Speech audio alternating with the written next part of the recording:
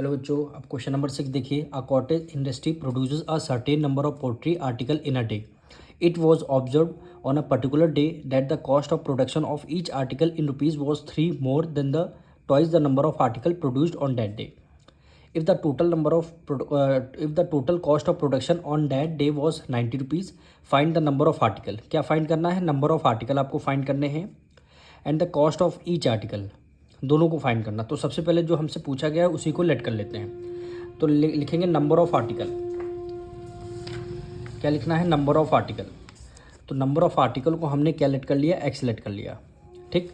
फिर क्वेश्चन में क्या बोला गया है? कॉस्ट ऑफ वन आर्टिकल यानी कॉस्ट ऑफ ईच आर्टिकल। अब ईच आर्टिकल की वैल्यू हमें गिवन है। It was observe on a particular day that the cost of production of each article, each article कितना है? वॉज 3 more, यानी 3 ज़्यादा है। ईच आर्टिकल यानी वन आर्टिकल की वैल्यू कितनी है? प्लस 3 ज़्यादा है, more than the twice the number of article. Number of article कितना है? एक्स है, एक्स का twice cost of one article हो जाएगा, यानी 2x+3 हो जाएगा। कैसे हो जाएगा ये देखिए। कह रहा है cost of production of each article was 3 more, यानी 3 प्लस कर देंगे, then the twice the number of article. Number of article x है तो इसका क्या हो जाएगा? ट्वाइस हो जाएगा, यानी 2x+3 हो जाएगा। ठीक। और फिर क्या है? टोटल कॉस्ट ऑफ प्रोडक्शन कितना? 90 रुपीज़ हमें गिवन है, यानी नंबर ऑफ आर्टिकल यानी कॉस्ट ऑफ वन आर्टिकल, दोनों को मल्टीप्लाई करेंगे तब हमारी वैल्यू 90 आपको गिवन है।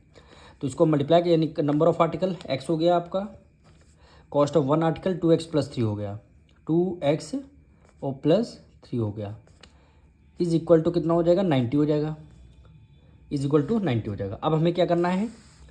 एक्स की मल्टीप्लाई 2x से करना है, फिर एक्स की मल्टीप्लाई 3 से करना है। 2x की मल्टीप्लाई एक्स से करना है, कितना हो गया? 2x स्क्वायर हो गया, प्लस है प्लस हो गया। एक्स की मल्टीप्लाई 3 से करना है, कितना हो गया? 3x हो गया, इज इक्वल टू कितना हो गया? 90 हो गया। 2x square plus 3x। अब 90 उधर प्लस में इधर आ जाएगा, माइनस में आ जाएगा आपका, यानी 2x square plus 3x plus 90 is equal to कितना आ गया? 0 आ गया। ये हमारी इक्वेशन आ चुकी है।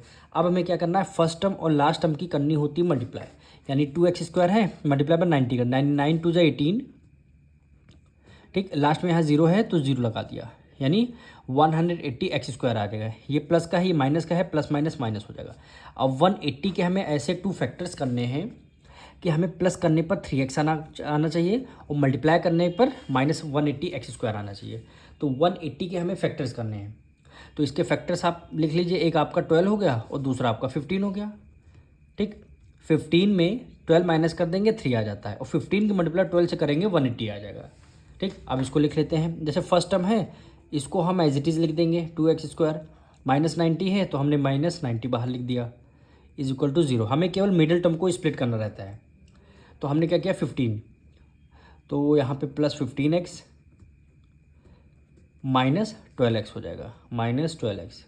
ठीक है, ये प्लस है माइनस है, प्लस मैंने 15 में से 12 माइनस कर दिया, 3 आ जाएगा, यानी 3x। अब 15 की मल्टीप्लाई 12 से करेंगे 180 आ जाएगा, x की मल्टीप्लाई x से करेंगे x स्क्वायर आ जाएगा, ये प्लस है माइनस है, प्लस माइनस माइनस हो गया। ठीक है। अब आपको फर्स्ट 2 टर्म आपको कॉमन लेना है, तो यहाँ पे 2x स्क्वायर है, यहाँ पे 15x है, तो हमने क्या किया? x को बाहर कॉमन ले लिया। ठीक। यहाँ पे 2 बचेगा, 2 हो गया, और यहाँ पे x हो गया प्लस, x को हमने बाहर कॉमन ले दिया, क्या बचेगा? केवल 15 आपका बचेगा, ब्रैकेट क्लोज। ये भी माइनस, ये भी माइनस, तो हमने माइनस का साइन बाहर कॉमन ले लिया। 12 है, 90 है, दोनों किसके मल्टीपल हैं? दोनों किसके मल्टीपल है? 6 के मल्टीपल हो जाएंगे, क्योंकि 6 2 12 होता है और 6 15 90 होता है। तो हमने क्या किया? बाहर 6 को हमने कॉमन ले लिया, 6 2 12, यहाँ x है तो हमने x लगा दिया। अगर बाहर हमने साइन कॉमन ले लिया तो अपन 12x जो है ये प्लस का हो जाएगा। ठीक। और 90 आपका ये माइनस का है, ये भी वैल्यू आपकी प्लस में हो जाएगी, क्योंकि जैसे माइनस का साइन बाहर कॉमन ले लेते हैं अंदर के साइन चेंज हो जाते हैं मेरे।